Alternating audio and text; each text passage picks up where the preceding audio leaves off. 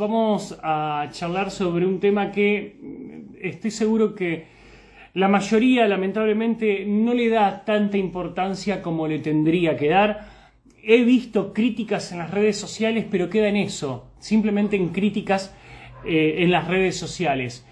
El gobierno de la provincia de Buenos Aires modificó la modalidad de estudio y confirmó que a partir del próximo año se va a suprimir, se va a quitar el tema de la repitencia. Entonces yo quiero hablar con alguien que sabe de educación, que es Alejandro Finocchiaro. Por aquellos que no lo conozcan, Alejandro es diputado nacional por la provincia de Buenos Aires, es abogado egresado de la UBA y además es docente, tiene una maestría en educación y un doctorado en historia. Entre el año 2017 y el año 2019, Finocchiaro fue ministro de Educación de la Nación, así que de esto entiende. Actualmente, Finocchiaro preside la Comisión de Educación en la Cámara de Diputados. Yo hablé antes de salir al aire con Alejandro y decidimos que esta entrevista, además de hablar de la cuestión de información, de la noticia, hablemos de qué carajo está pasando con la educación pública argentina y cómo se puede solucionar esto. ¿Cómo está, Alejandro? ¿Cómo anda? Hola, ¿qué haces, Eduardo? ¿Cómo te va? Muy bien. Bueno, no le quiero quitar mucho tiempo, sé que anda trabajando hasta altas horas, pero queríamos hablar de este tema porque para mí es peligrosísimo esto. Bueno, es peligrosísimo. Mira, recién, mientras te estaba escuchando antes de entrar, veía lo que te escriben quienes están aquí. Y alguien decía, no alcanza solo con esto, hay que hacer más cambios. ¿Por qué digo esto? Pues si tenemos un momento de esto lo podemos explicar bien, ¿no? El tema es que básicamente lo que hace Kicillof en la provincia de Buenos Aires es tomar algo que sí se hace en otros países del mundo, en Europa, en otros lados, y traerlo acá, pero sin modificar nada del sistema educativo, ¿sí? Entonces, cuando vos te dices, bueno, pero en tal país de Europa ya no hay repitencia, sí, pero no tienen esta escuela media nuestra, que tiene más de 100 años, que es por materias, son otro tipo de escuelas, donde en realidad son por áreas de conocimientos, ¿no? Donde se trabaja interdisciplinarmente, colaborativamente, donde depende de las aptitudes del chico, vos tenés conocimientos mínimos y máximos. Entonces, por ejemplo, si vos en matemáticas te destacás, bueno, para vos no va a ser el mínimo. Vos vas a terminar tu escuela media a lo mejor viendo integrales y derivadas, por ejemplo. Pero si no te destacás o te cuesta mucho la lengua, lo que vamos a decidir es que vos aprendas los conocimientos mínimos para desenvolverte, ¿no? Y otro será al revés. Ahora, ahí no tiene sentido la repitencia porque vos, para egresar, tenés que saber lo mínimo por lo menos. Lo mínimo, ¿sí? Acá te lo quieren comparar con la universidad. Primero, son dos estadios diferentes, el de un chico de 13 o 14 años con el chico de 20, ¿sí? Segundo, que no nos confundamos, cuando vos perdés la categoría de alumno regular en la universidad, o sea, o no vas por durante 5 años, lo más posible es que si te vuelven a aceptar, tengas que dar algún examen integrador de las materias que tenés aprobadas. Vos imaginate, por ejemplo, Sí. Alguien que hubiese empezado en 1990 la Facultad de Derecho, ¿no? Y deja en el año 93 y quiere volver en el año 98. Posiblemente le tengan que tomar un examen integrador de la materia constitucional, porque cuando estaba estudiando vio una constitución y cuando volvió había otra constitución. Imagínate el que dejó por 20 años, cambió el Código Civil y Comercial, que cambió el Código Penal, cambió todo. Entonces, lo que hacen ellos es decir, Sí. toman esto, que es lo fácil, que es lo que ellos necesitan, ¿sí? Porque, y ahora entra una lógica política, esto es perverso de la lógica política. Alejandro, Sí. acá hay gente que ahí estaba leyendo un par de comentarios que voy a decir una mala palabra, le pido disculpas, pero digo, ¿lo hacen de hijos de puta esto? O sea, ¿qué explicación hay? Bueno, es perverso, ¿no? que es más o menos lo mismo que dijiste Perdón vos. por el insulto, ¿no? Pero no encontré Mirá, otra forma, porque digo, estás destruyendo la educación. sí, pero vos no te olvides una cosa. Vos fijate que puede haber habido alguna excepción en la historia, pero los gobiernos autocráticos, los gobiernos autoritarios en general gobiernan sobre gente muy pobre y poco educada. En todo caso, la educación es para las élites del régimen, digamos, ¿no? Fíjate Corea del Norte, por ejemplo. Entonces, ¿por qué te digo esto?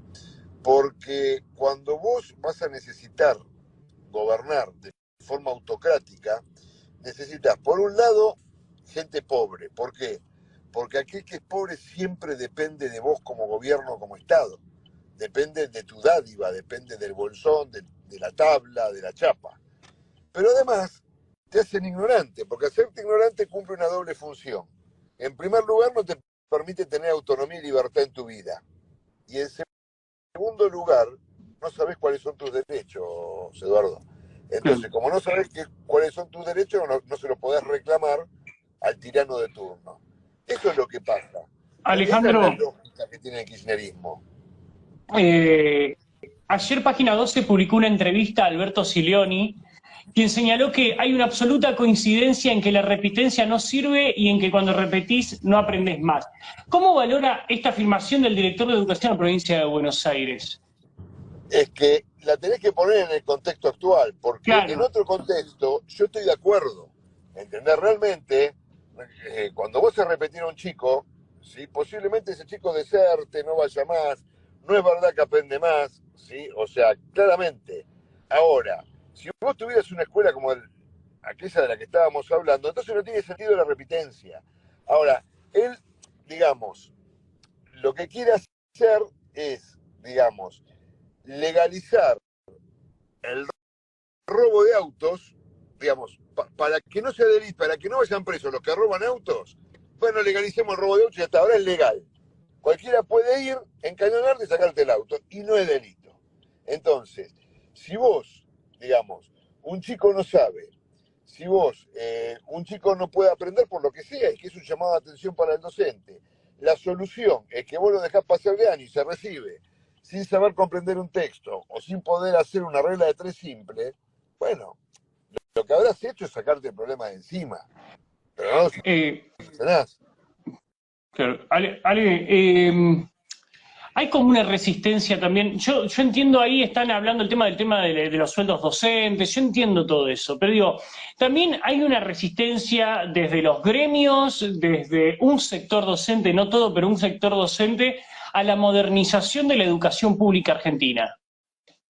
Bueno, a ver, claramente, yo siempre lo he dicho, CETERA, y por eso no hablo de todos los gremios, pero CETERA es el mayor escollo que tenés a la hora de reinventar la educación, de hacerla moderna, de llevarla al siglo XXI.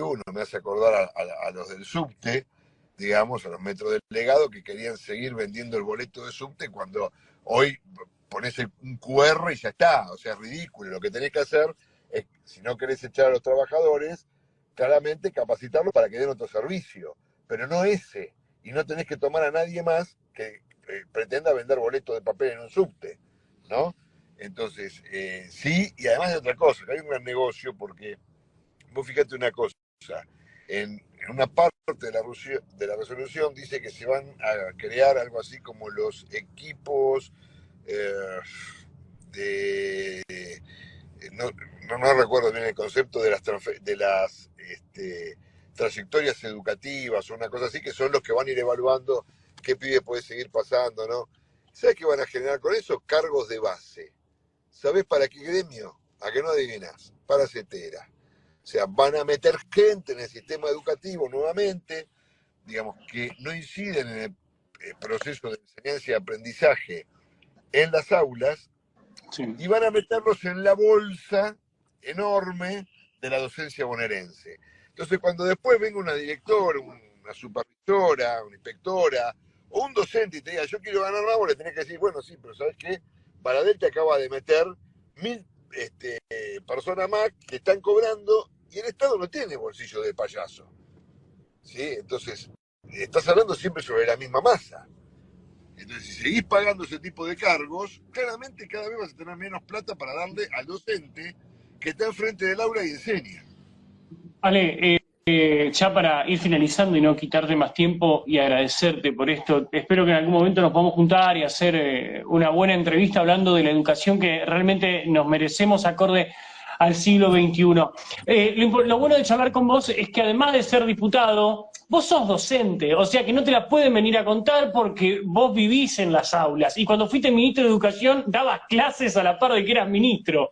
Entonces digo, vos como docente, ¿se te hace difícil, hoy se hace difícil para una docente de secundaria estar al lado de un pibe que con un celular tiene una biblioteca de Alejandría y que está más adelantado en algunos casos que una docente, un docente? Bueno, yo soy docente universitario, ¿no? Pero vos sabés que cuando yo era ministro de Educación en la provincia, yo autoricé el uso de celulares en las aulas con fines pedagógicos, ¿no? ¿Por qué? Pues yo partí de la siguiente premisa, decisión tomada en el 2016. Yo me di cuenta que la escuela había perdido su batalla frente al celular. ¿Por qué? Porque si cualquier padre llama a su hijo en horario de clases, o más que llamarlo, le manda un WhatsApp, el hijo le responde enseguida: hola, pa, ¿cómo andás? ¿Vos no estás en matemáticas? Sí, pa, un bodrio. Ese es el, ¿no? Entonces, si ya perdimos esa batalla, bueno, utilicémoslo para aprender. Ahora me podrás decir, no todos los chicos tienen celulares inteligentes. Bueno, ¿cuántos celulares hay en un aula de 20, pongamos? ¿5 celulares? Bueno, hagamos 5 equipos. Y que este equipo se dedique a esto con el celular y busque esto, y que este equipo se dedique a esto con el celular y busque aquello. ¿Sí? Y ya está. Entonces, ¿sabés qué hiciste? Como en el judo, tomaste la fuerza de tu enemigo y la usaste a favor propio. Eso es lo que hay que hacer. Eh, No hay que tenerle miedo a la tecnología. lo último, Alejandro, ¿educación debería tener un rango de ministerio o funciona bien como secretaría? ¿Sabes por qué te digo esto? Es una crítica mía la que voy a hacer, ¿eh? Me pareció raro que ante esta bomba que lanzó el gobierno de la provincia de Buenos Aires, el gobierno nacional no lo haya utilizado, digamos, entre grandes comillas, a su favor, más allá de políticamente, digo, sino en lanzar un discurso. Sí, a ver, yo creo, y habiendo estado, que educación debe ser ministerio, igual que creo que lo debe ser también desarrollo social. Hay otros organismos del Estado que no tienen necesidad de ser ministerios, pero educación, que es un lugar donde yo estuve, vos tenés mucho giro cotidiano, tenés mucha firma cotidiana. Eh, entonces, si vos tenés una persona por encima tuyo, bueno, no, me tenés que firmar, te mandé el expediente, y eso te hace perder un tiempo fenomenal. Porque a lo mejor, qué sé yo, y acá sí voy a pecar de ignorante, medio ambiente, por ejemplo, no tiene que ser ministerio porque no tiene ese giro y ese giro cotidiano que sí tiene educación, ni te cuento desarrollo social. Entonces, a lo mejor hay sectores del Estado que no necesitan ser ministerio, pero el giro de educación es diario, muchas veces diario. Entonces sí necesita quien está al frente de esa cartera, básicamente, tener firma propia y, por supuesto, que tiene que tener criterio de saber qué debe consultarle al presidente o al jefe de gabinete, eso es obvio, ¿no? Eh, Ale, lo último. ¿Qué le dirías a los estudiantes que están del otro lado, que algunos están festejando esta medida y otros que son conscientes de esto están a los insultos, se están quejando en redes? Mira, a los que están contentos que la escuela te prepara para la vida y que se van a acordar de mis palabras dentro de algunos años, en la vida nadie te regala nada, ¿sí? Si te regalan algo, desconfíalo. Entonces, lo que están haciendo es dejarnos sin herramientas para hacer lo que quieran ser en la vida. ¿Qué quieran ser? No importa, futbolista, cantante, policía, abogado, arquitecta, no importa, ¿sí? Administrativo, no van a poder hacer nada de eso, aunque les parezca mentira. Porque aún si uno pensase, bueno, primero me voy a dedicar a ser futbolista, no necesito leer Shakespeare, no, tenés razón. pero vas a necesitar pegar una miradita a un contrato para saber que no te están escamoteando el paso, la transferencia, lo que te tengan que dar, para no ser esclavo de nadie, porque cuanto más sabes, más libre sos. Alejandro, muchísimas gracias y gracias por el tiempo. Y aclaramos que Alejandro no está manejando, está yendo a la parte de atrás del auto. Ah, estoy en el asiento del acompañante. Ay, muchísimas gracias, Ale. Saludos. Chao, querido. Y es tal cual como él decía en el cierre. La educación, saber, te hace más libre. Lamentablemente, es muy triste, más allá de cualquier posición ideológica que tengas, más progre, más de izquierda, más liberal, más de derecha, más conservador, más allá de todo eso, es triste ver funcionarios públicos festejando esto, y más triste es ver que hay un montón de pibes, lamentablemente, que lo están aplaudiendo.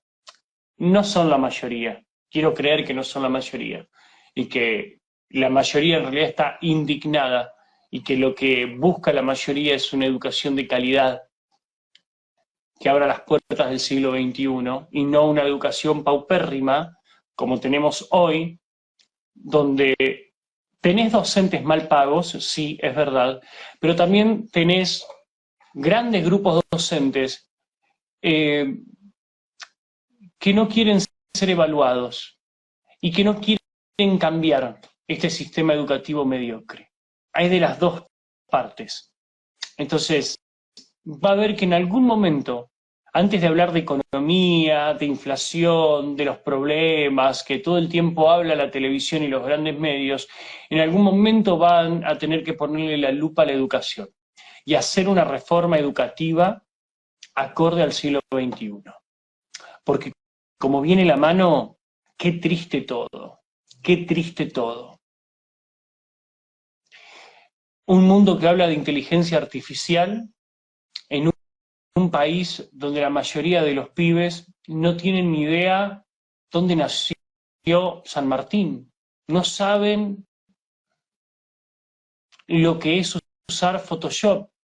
No tienen idea si vaca va con B corta o B larga.